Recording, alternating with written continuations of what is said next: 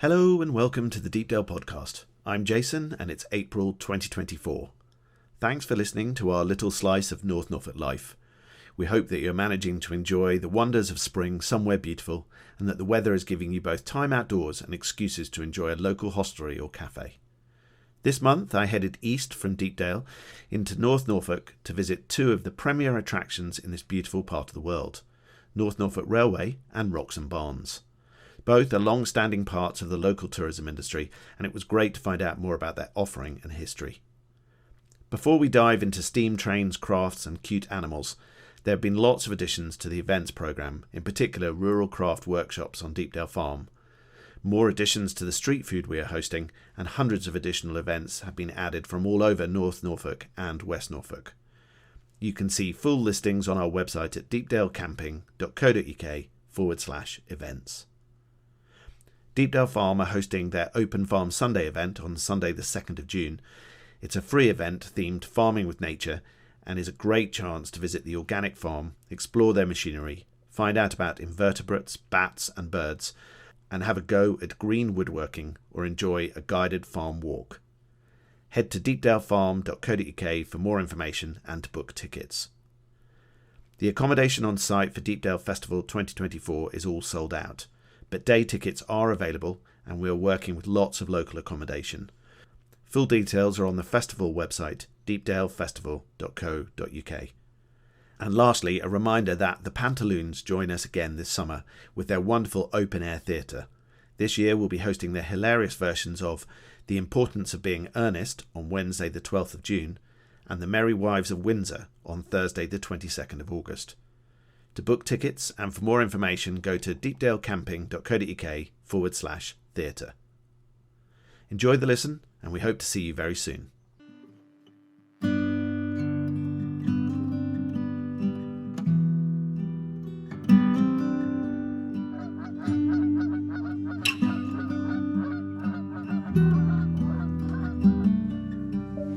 Skies all open wide, geese go high and over. Oh, now you're a beachcomber, a fistful of samphire, sea, lavender,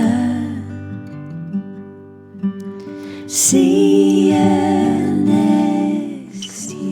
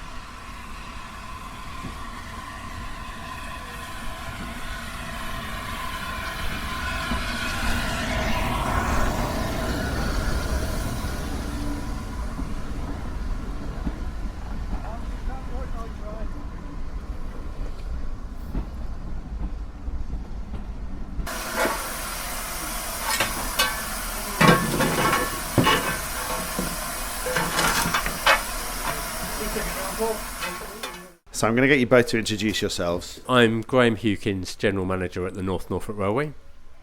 And I'm Hannah Drury, Visitor Experience and Marketing Manager at the Poppy Line.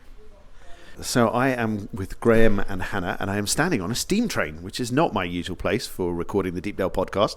It is lovely to be on here. It's the North Norfolk Railway, which runs from Sheringham to Holt, or as do people in Holt say, it runs from Holt to Sheringham. I guess it kind of depends on which end of the line you live in. And if you live in Weybourne, that's the centre of the universe as far as this railway is concerned. But these guys run the most amazing, how would you describe them? Aged trains, ancient trains, historical trains? Heritage trains is what we usually call them. So yes, we've got steam trains dating from Victorian times to right through to the 1960s, and then some heritage diesels that were built in the 50s and 60s as well. And we run those side by side on about 250 days a year. Fantastic. So if you're driving along the coast between Holt and Sheringham, you'll often see the steam arising somewhere off to the side of the road, and you'll see a big steam train coming past. And in Christmas, you can come and visit Santa with this, and they have the most amazing light trains that run through the countryside as well. And you've probably seen the amazing photographs. How long has this been a heritage railway? When did it stop being a commercial railway? So the line closed to passengers in 1964, so 60 years ago, and reopened to Preserved Railway in 1975. So next year is our 50th anniversary. Kind of what sort of visitor numbers do you get through the year? It must be significant numbers because people both local and far away come and join you. That's right, yeah. People from all over the country and indeed from overseas come to see us. We have about 150,000 visitors that we welcome every year. And I think, Hannah, you got volunteered to answer this question. As we've been host to a couple of films and stuff, people are fascinated by the film and TV that kind of appear, and everybody thinks of Harry Potter and things like that here. But what TV shows would people recognise that have been filmed here? Yes, so there's actually quite a range of popular sitcoms actually that have been filmed at the Poppy Line. So mostly around Weybourne Station, which is sort of our country station. Each station has its own identity. Weybourne was built in around 1901, I believe. And yes, so several popular sitcoms have been filmed there, including Dad's Army. There was a whole episode called The Royal Train, if viewers are interested in watching that. And also LOLO and Heidi High as well. And it's interesting, we've got an upcoming event that sort of celebrates Weybourne's role as a filming location that happens in May every year. So don't worry if you can't come this year. In future years, we will still be celebrating that important role for the station. And it's great actually, talking to some local people recently, they've said, oh yes, when they've actually met cast members of when they were originally filming those TV series, which is just wonderful to hear those stories. See, there's three main stations, that's right, Holt, Sheringham and Weybourne in the middle. And which line was this when it used to be part of the national network? So it was opened by the Midland and Great Northern Joint Railway, which is a bit of a mouthful. So opened in 1887, ran from Melton Constable through Holt to Sheringham, and unusually was actually built to bring tourists to Poppyland, because the kind of Victorian boom in seaside holidays had happened, and the promoters of the line thought that opening to Sheringham and the lovely beaches and coast would be a great way to make lots of money and bring lots of traffic to the railway. So Sheringham was a tiny village until the railway arrived, and Sheringham grew up as a Victorian resort from kind of the late 1880s onwards. So was this line connected, because I know we nearer us we had the line that used to go to Hunstanton from King's Lynn, and you could catch the train all the way to Hunstanton from the Midlands. Could you catch a train literally all the way to Sheringham? Absolutely, yes. So the line through Hunstanton went down to Melton Constable, and from there lines fanned out to Norwich and Great Yarmouth, and then this one to Sheringham, which then linked onwards to Cromer, and obviously the bit from Sheringham to Cromer stays open to this day. You're open much of the year, but I guess there's quite a lot of special events in the calendar. Yes, absolutely. So we're, like you say, we're open for 7 days a week most of the year, but interspersed throughout the year we have lots of events. Some, like I said, celebrating particular stations. Some are very intense on-track activities. So that's when we might have visiting locomotives, both steam and heritage diesel, which is wonderful. We love having things from other lines come. It's just such a special opportunity. But yes, and then we also have lots. So like our Steam Back to the 40s weekend. That's been going for several decades now, and it's just wonderful to see everyone really get involved with the towns as well, particularly around that event. And then, like you say, also Christmas is huge for us, and we love welcoming all of the families on our Santa specials, and also the Norfolk Lights Express. And who came up with the idea of the Norfolk Lights Express? I just think that's just a fabulous idea, seeing this amazingly lit up train heading through the countryside. So that was trialled at a couple of other heritage railways, and then offered to us to host in East Anglia back in 2019, so before either of us arrived here. But so started with a few displays along the side of the line and the illuminated train and then the spotlights on the train that light up the countryside. But each year that's developed further with an onboard soundtrack and narration and music and more displays along the line each year. So it's one of those things that grows, and we keep the favourite bits and add more, and it's become a whole new tradition in its own right.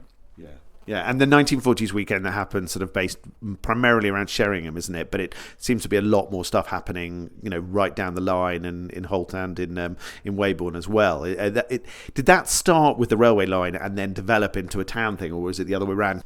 Yes, well, yeah, like I say, it's been going for several decades, obviously, yeah. Slightly before my time, I've only been here for a few short years. But, so it was originally sort of put on by the railway as a special event, and like you say, it's just really grown from there. So yeah, there's always activities at each station. We like to have a bit of a theme, a different theme for every station, so that visitors can hop off and really sort of explore that area and then hop back on another train that's running and go to the next station. So see different displays, different exhibitions, different live music. The music is just so wonderful. There's so many talented artists that we have with us every year. But yeah, and it is absolutely brilliant to see how the towns just do get involved. And I know that particularly some of the parades they run are just, it's such a wonderful addition to how we work together.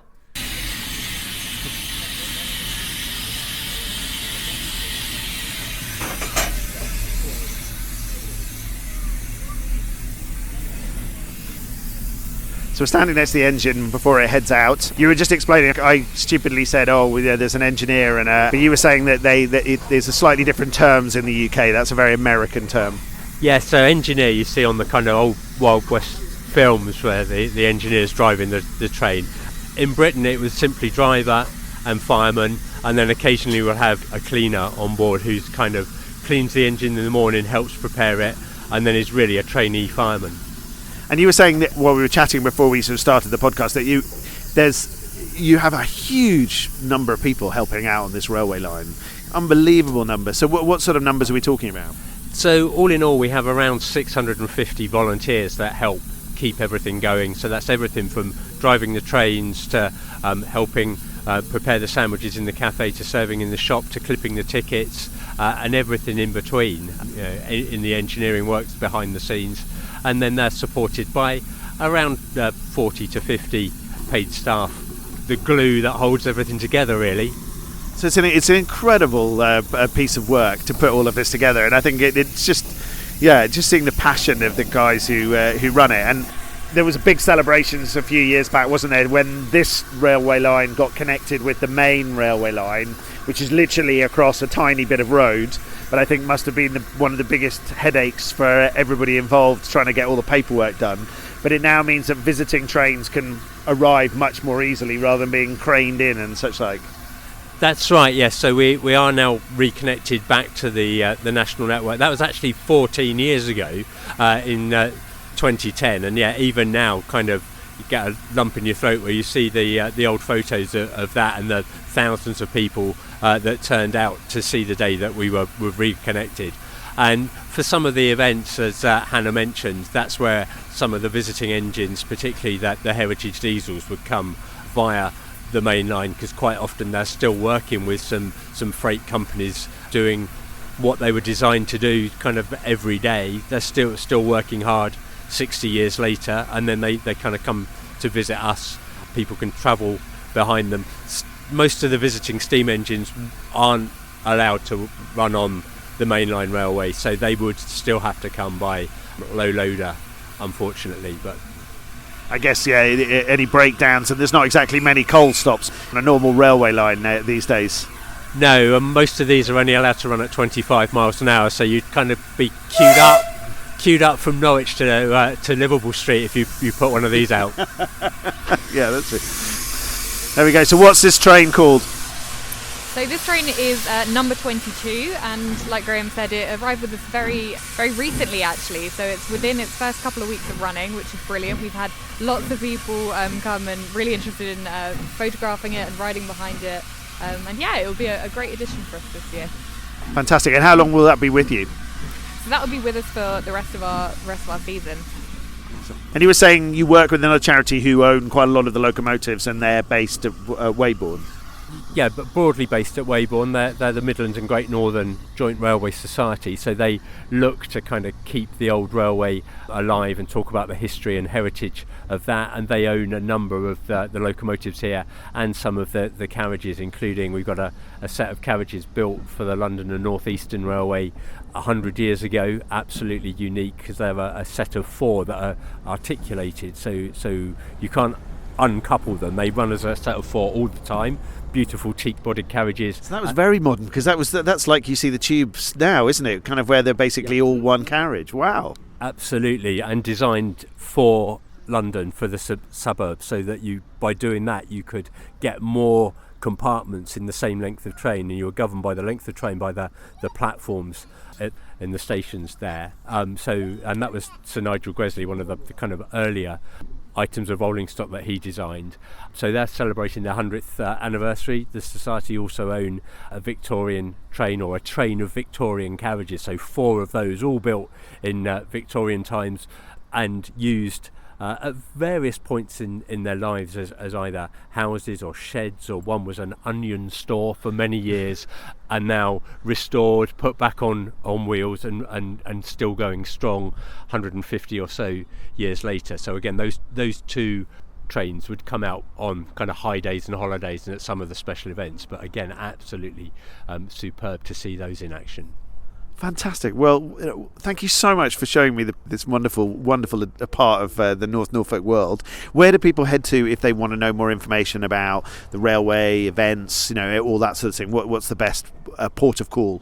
So our website is probably the first port of call I would recommend. So that's just www.nnrailway.co.uk. So you can find details about all the timetables that we run, the dates that we're open, anything about special events. Also some of our details on our rolling stock. So if you're particularly interested in some of the locomotives we have or some of the carriages and wagons we have, we've got information on there.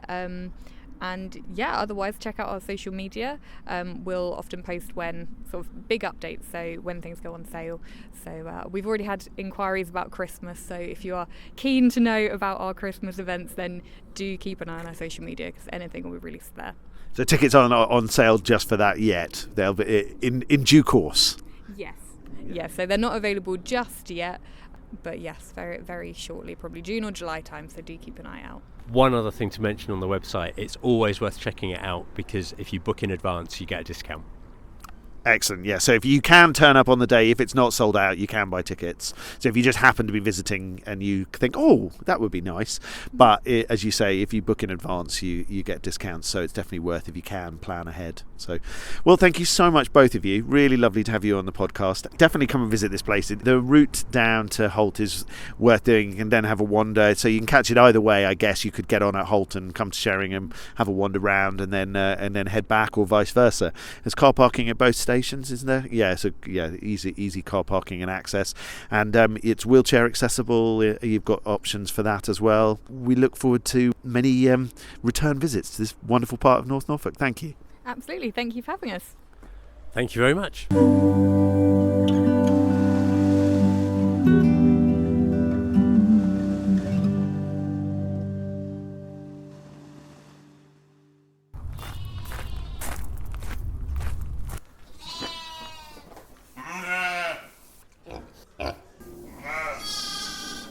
I am sitting in the tea rooms at Wroxham Barns, a tourist attraction that is possibly not on the regular track for many of those staying at Deepdale, but it's somewhere that I've been to many times, mainly thanks to the hospitality of the man that's sitting opposite me, Ian. It's sort of reminiscent and connections with what we do at Deepdale, with our pop-up shops and our shops at Dalegate Market and our café and all of that kind of thing, except that it's got some lovely lambs as well that we don't have. and pigs and various other bits and pieces, and it's in a very different part of the Norfolk countryside. So welcome to the podcast, Ian. Thank you very much for joining me. Thank you very much, Jason. It's really nice to have the opportunity to chat to you and through you to the Deepdale customers and visitors. So we're at the top end of the Broads, the northern bit of the Broads. So we're a hop and a skip from Deepdale. It'll take about 45 minutes or so, maybe a smidge longer. It's a very nice drive. You come through Aylsham and Melton Constable, and you'll find yourself at Wroxham Barns. It's a really nice place to come visit for the day. You can visit Coltishall and Wroxham and Horning. So I hope people will take the chance to look at that map and have a taste of the Broads, including a visit to Wroxham Barns. Well, it's a great part of the Norfolk countryside to explore, isn't it? And you've been here for Wroxham Barns has been here for a while. Yeah, I think you were one of the founders of it, weren't you? When did it come about and how did it come about? You know, where did the whole idea come from? Well, so I'm aged 25 and 3/4. This is back in 1982, and I'm a boat builder. I'm not a very good one, but I'm a boat builder, and that's what I trained as. And with a colleague, we had this nuts idea that we would buy this derelict farm just outside Wroxham, and we would build boats here. And indeed, for the first 10 years, we did build boats here. And the notion was that people would come and see us making these beautiful wooden boats, and this was, in a sense, industrial tourism.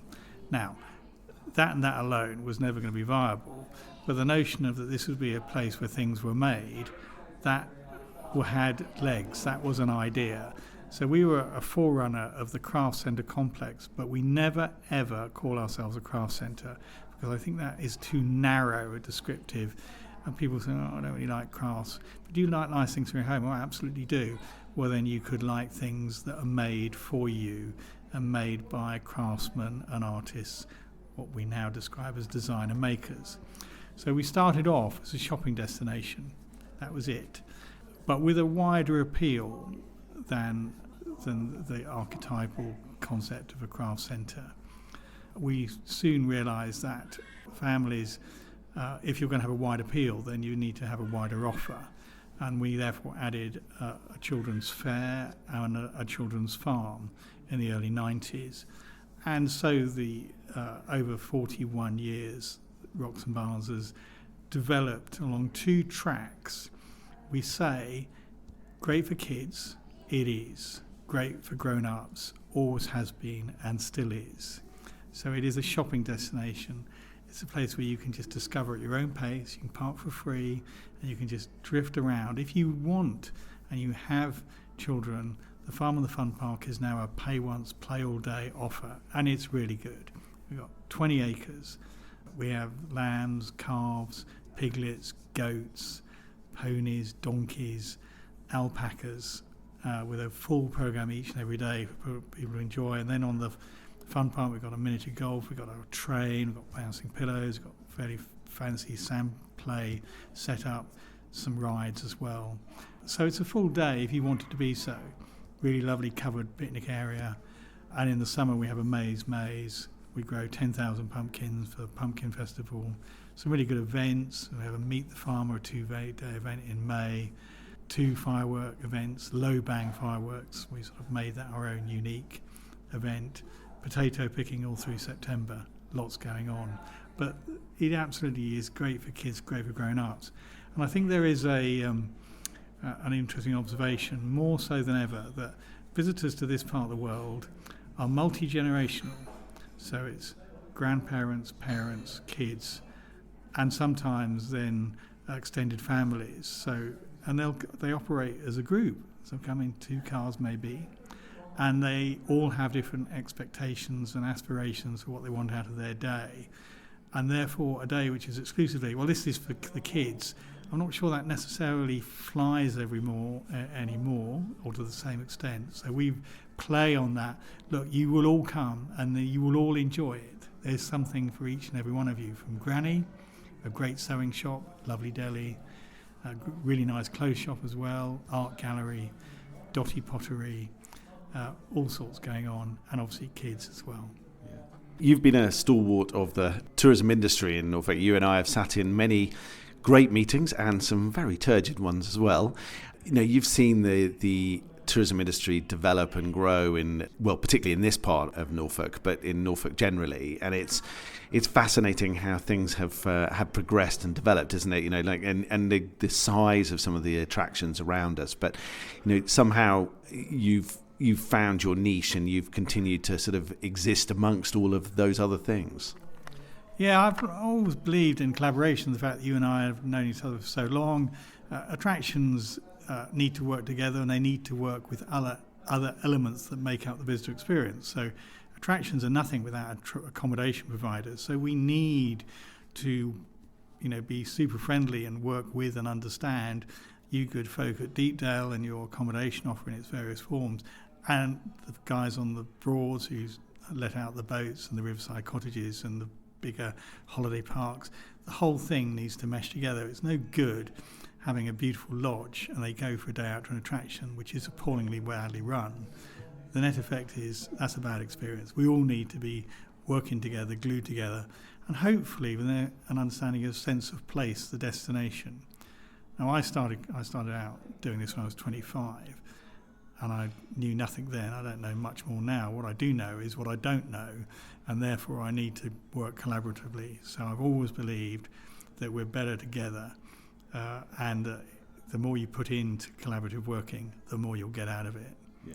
Cooperative working is the name of the game, and I guess that's sort of where really this podcast has come from, is wanting to kind of show to other those who know us at Deepdale, this wider world that's out there in terms of tourism. So we've talked to artisans and producers, and we've talked to musicians and attractions and stuff, and it's and now I'm sort of throwing the net wider, because I think actually our customers are travelling further. Although they're coming to Deepdale, they're wanting to explore Norfolk as a wider thing, and the world is getting smaller, isn't it? So I remember my parents driving me to Tavenham Hall School and thinking it was the other end of the world, and then I met my wife and I was driving to Norwich for dinner. So it's amazing how the world's got smaller. In terms of you're opening all year round, and then various events in the diary? Yeah, so right from the start, I always believed in open every day, free parking, free to enter. Now, to an extent, we've been true to that. We do close elements of the visitor attraction as we prepare for our Christmas event. So, and then we have to close a bit of January to unpack Christmas. Christmas is huge, by the way, for us. It's a very, very significant enterprise now. I think I believe in all year round tourism. Certainly believe in shoulder month tourism. So you have to be open. I think back in the day, with due respect to National Trust, gardens open Wednesdays, house every other Thursday, except when there's an hour in the month. Sorry, you're either open or you're not open. You got to be here. And I also think that our resident population is key. A huge proportion of the holiday makers that come to Norfolk are actually visiting friends and relatives. So they're holiday makers informed like locals. They behave like locals. They're accompanied by locals, but they're holiday makers. So you need to look after your local customer, and they live here all year round. They want days out in November and February. So you have to be open. Yeah. I also think that a place that is very seasonal feels very seasonal. We've definitely found at Deepdale, although yes, naturally there are less people around in January and February, because camping in January and February is a hardier exercise than it is in theory in a warm summer's day. But actually, we've definitely found that there's a real interest in coming, and the biggest attractions of our part of the world, like the wildlife, are actually almost better in the winter, and you don't have to queue up for the pubs and the all of that kind of thing, and they have the fires and the mussels are on the menu. Tell me a bit more about the Pumpkin Festival, because that sounds great. Well, Pumpkin Festival, we love Halloween, and thank you to our friends across the water at the Americans for giving us Halloween. They gave us lots of things we didn't want, but they did give us Halloween, which we absolutely do want. Halloween's massive. It's a frightening statistic that more merchandise is sold at Halloween than at Easter. That's a very scary thought. that we are a nation of devil-worshipping heathens. But we're a daytime Halloween place because there was also the phenomenon of scare attractions. That's another world, not for us. Yeah, I've chatted with Adam and team at Raw, and that one is not for me either. Yeah, that scares the bejesus out of me. But Halloween and pumpkins is really big stuff. It's the busiest 10 days of the year. Wow, indeed. We have 2 pumpkin nights, so pumpkin under floodlights with bands and bars and stuff. And that's interesting. So grown-up kids, 10, 12-year-olds will absolutely want to do the pumpkin thing in the evening, more so than in the day. We have really cute little wheelbarrows with 2 wheels for the little ones. And as I say, we have 10,000 pumpkins. In fact, we'll probably end up more like with 12,000 pumpkins. All the kids get a pumpkin within the price. We have a huge marquee all laid out with tables and supervisors for pumpkin carving, and you build a whole event around that. Of course, we live in the world in the era of Instagram. It's all about the Insta. So everything we do, and it doesn't only apply to pumpkins, everything is, where's the photo? Where's the photo? How can we make sure that people get the cute lamb photo, the cute calf photo, the cute donkey photo, the cute any photo? It's a crazy world, and people will come and they'll pay for the whole farm fun park thing, but actually what they really want is photos of the family in the pumpkin field. And 12,000 pumpkins is quite a sight. Yeah, it looks good. It does look bloody brilliant. And we engineer it so we have quite a lot left over, so that on the last day of our pumpkin event you still got a field of pumpkins. It's a really good family event, and it's massively popular. Yeah. Anything else you want to add about Wroxham, this part of the world? Well, it is a really, it's an enduring destination in any research, along with Northwest Norfolk, the Broads is the most, has the destination within Norfolk with the highest recall. Yeah. It's generations old, and it has an enduring popularity. Many more people come to the Broads by car or coach than on or in a boat. There are 650 boats on the Norfolk Broads, which have accommodation, which is less than the caravans, or the lodges rather, on your mid-size holiday park. Yeah. Just one of them. The iconic image is a boat travelling down the rivers, isn't it? But actually, it's a tiny fraction of the people who visit Norfolk. And I think that's the same when you go on a canal trip. There's these canal boats going up and down, and actually, it's basically people paying to provide the Instagram photos for the people who just park up and wander up to the spot where they can take photos of the boat. I think anybody who hasn't got out there and explored the Norfolk Broads, it's really interesting how many of bird organisations and wildlife organisations that we talk to on a regular basis on the North Norfolk coast who also have huge connections with the Broads, and how interconnected those are. And actually, it feels like it's quite a long way away when you're travelling across the county, but actually, the wildlife just pops backwards and forwards as it always has done. Yeah, I think, look, if you're going to come to Norfolk, and certainly if you're staying at Deepdale, a visit down to the Broads, and to have there are a number of ways you can easily experience life on the water. Either a passenger boat, they're really good quality, they are nicely done, they're a really good visit experience, or a day boat. There's a whole range from pretty fancy to pretty basic, and then there's paddleboarding, which is the new great thing and is enormous fun. And the stretch of the Broads from Wroxham going upstream to Colchester is a really lovely place to go paddleboarding. It's super safe. I mean, you will never find an easier place to go paddleboarding, and it's interesting. And there's nothing like just being by the water and seeing, humankind interacting with the water and nature. It is lovely. So it should be on everybody's must-do list. And of course, I'd hope that Wroxham Barns is part of that visit to the Broads. It's a really special part of the world. It's unique.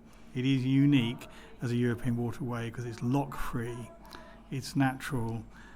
It's a perfect example of how mankind has interacted with nature to develop an ecosystem. because the Broads themselves are man-made. They were dug out by hand. They've created these incredible wetlands and lakes that are all interconnected with the rivers. And so you get these incredibly beautiful parts, I think, and nature has taken them back with a bound over the centuries and created this stunning habitat that now it's really funny. If you ever said to someone, right, I'm going to dig out all of this stuff, they'd say absolutely no way, you can't have the license for that, absolutely under no circumstances. But actually when you look at what is in the Broads, and the wildlife is just absolutely incredible, isn't it, really? Well, thank you so much for coming on the podcast. Where do people head to if they want more information about Wroxham Barns? Wroxhambarns.co.uk. You can book online, very user-friendly website, and it's all about events. There's always things going on, from simple little courses to much bigger activities. So our next big event, we are now a monthly makers market, and that's 12th of May, and then the Meet the Farmer event, big coming together of all sorts of agri equipment, old, new, lots of demonstrations, sheep shearing, and then we're into Learn to be a Junior Farmer at Whitsun. So lots of kids activities. This is Clarkson's Farm for Kids.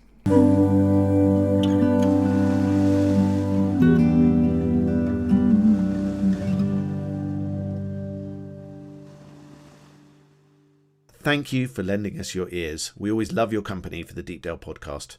If you enjoy the listen, then please do tell friends and family, and maybe even leave a review on your favourite podcast app or directory. If you subscribe, which is free, you will be notified of new episodes as they come available. And you'll see a large back catalogue of episodes stretching right back to 2018. In that time, we've chatted with some wonderful artisans, producers, musicians, attractions, and very knowledgeable people. Thanks again for listening. Hope to see you in North Norfolk again soon.